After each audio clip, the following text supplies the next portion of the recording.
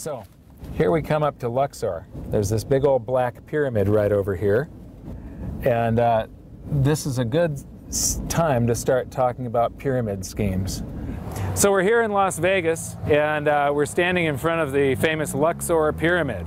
And so we thought it was really appropriate to talk about pyramid schemes, because there's quite a few of them springing up, aren't there, Dave? Yeah, there is. I mean, you know, there's gold and silver, which is honest money, as we both agree, has, like any financial instrument, there's good and bad in it. And some of the bad is fraudulent mining companies is one.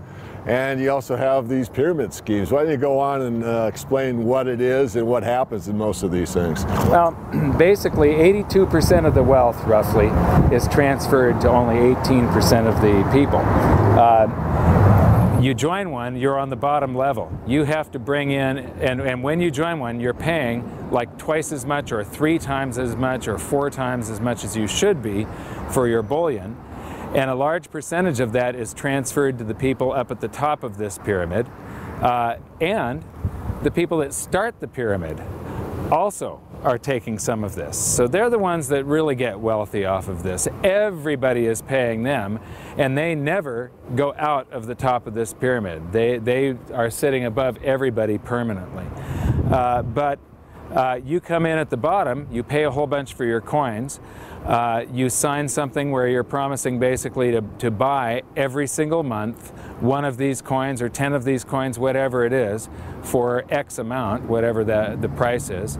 And then it's your job to go out and find 2 more suckers and drag them in below you, and you get a little piece of the excess profits above the spot price. And then, you know, the rest is flowing up to the people that are still above you. And after they get people below them, you're now supposed to be getting your silver for free. But what happens is there comes an end to every bull market. And 82% of the people that have just come in don't end up breaking even. They end up transferring some of their wealth to the top 18%.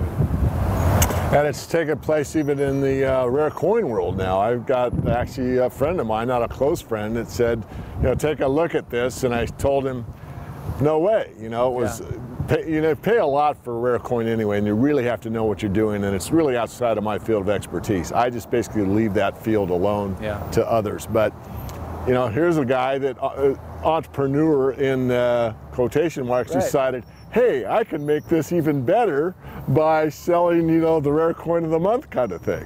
Yeah. And, you know, if you're paying all this excess over spot or over the collectible, the normal numismatic value of a coin, if it's a collector coin, when you get to the top, to whom do you sell? Yeah, right.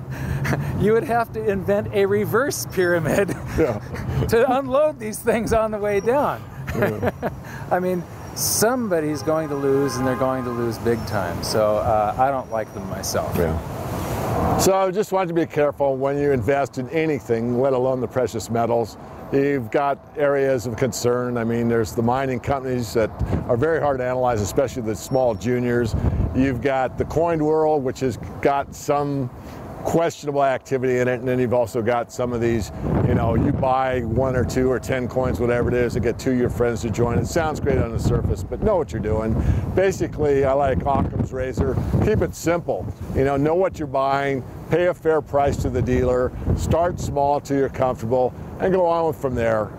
Most of these other type of schemes, basically, to my knowledge, never work out for you.